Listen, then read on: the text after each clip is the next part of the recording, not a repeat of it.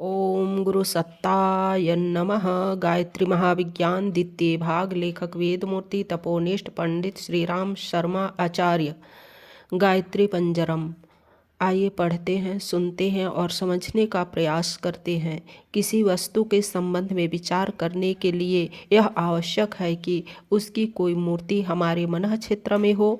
बिना कोई प्रतिमूर्ति बनाए मन के लिए किसी भी विषय में कुछ सोचना असंभव है। मन की प्रक्रिया ही यह है कि पहले वह किसी वस्तु का आकार निर्धारित कर लेता है, तब उसके बारे में कल्पना शक्ति काम करती है। समुद्र भले ही किसी ने न देखा हो, पर जब समुद्र के बारे में कुछ सोच विचार किया जाएगा, तब एक बड़े जलाशय की प्रतिमूर्ति मन क्षेत्र में अवश्य रहेगी। भाषा विज्ञान का यही आधार है। प्रत्येक शब्द के पीछे एक आकृति रहती है। कुत्ता शब्द जानना तभी सार्थक है जब कुत्ता शब्द उच्चारण करते ही एक प्राणी विशेष की आकृति सामने आ जाए। न जानी हुई विदेशी भाषा कोई हमारे सामने बोले तो उसके शब्द कान में पड़ते हैं, पर वे शब्द चिड़ियों के चहचहाने की तरह निरर्थक जान पड़ते हैं। कोई भाव मन में उदय नहीं होता। कारण यह है कि यह शब्द के पीछे रहने वाली आकृति का हमें पता नहीं होता। जब तक आकृति सामने न आवे, तब तक मन के लिए असंभव है कि उस संबंध में कोई सोच विचार करे। ईश्वर या ईश्वरीय शक्तियों के बारे में यही बात है। चाहे उन्हें सूक्ष्म माना जाए या स्थूल, निराकार माना जाए या साकार, इन दार्शनिक और वैज्ञानिक झमेलों में पड़ने से मन को कोई प्रयोजन नहीं। उससे यदि इस दिशा में कोई सोच विचार का काम लेना है तो कोई न कोई आकृति बनाकर उसके सामने उपस्थित करनी पड़ेगी, अन्यथा वह ईश्वर या उसकी शक्ति के बारे में कुछ भी न सोच सकेगा। जो लोग ईश्वर को निराकार मानते हैं, वे भी निराकार का कोई न कोई आकार बनाते हैं। आकाश जैसा निराकार, प्रकाश जैसा तेजोमय, अग्नि जैसा व्यापक, परमाणुओं जैसा अदृश्य, आखिर कोई न कोई आधार उस निराकार का भी स्थापित करना ही होगा। जब तक आकार की स्थापना न होगी, मन, बुद्धि और चित्त से उसका कुछ भी संबंध स्थापित न हो सकेगा। इस महासत्य को ध्यान में रखते हुए निराकार अचिंत्य बुद्धि से, अगम्य वाणी से अतीत परमात्मा का मन से संबंध स्थापित करने के लिए भारतीय आचार्यों ने ईश्वर की आकृतियाँ स्थापित की है। इष्ट देवों के ध्यान की सुंदर दिव्य आकृति प्रतिमाएं गढ़ी है। उनके साथ दिव्य आयुध, दिव्य वाहन, दिव्य गुण, दिव्य स्वभाव एवं शक्तियों का संबंध किया है। ऐसी आकृतियों का भक्तिपूर्वक ध्यान करने से साधक उनके साथ एकीभूत होता है। दूध और पानी की तरह साध्य और साधक का मिलन होता है। भृंगी झिंगूर को पकड़ ले जाती है और उसके सामने भिनभिनाती है। झिंगूर उस गुंजन को सुनता है और इतना तन्मय हो जाता है कि उसकी आकृति तक बदल जाती है और वह झिंगूर भृंगी बन जाता है।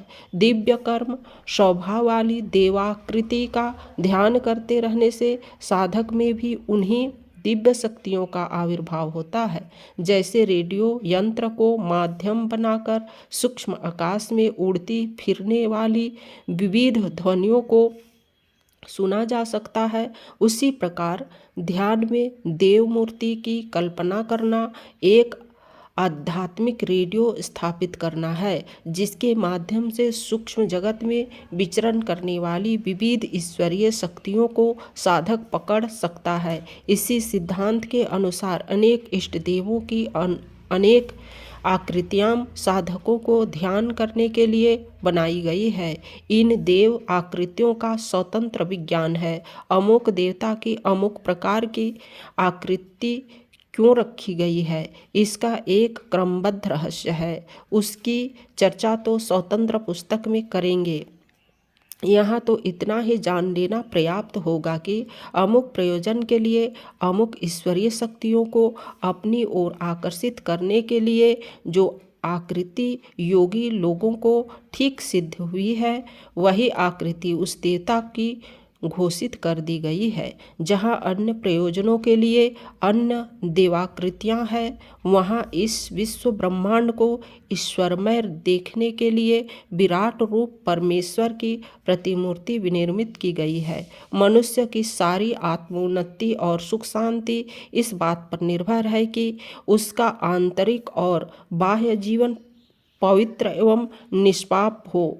समस्त प्रकार के क्लेश, दुख,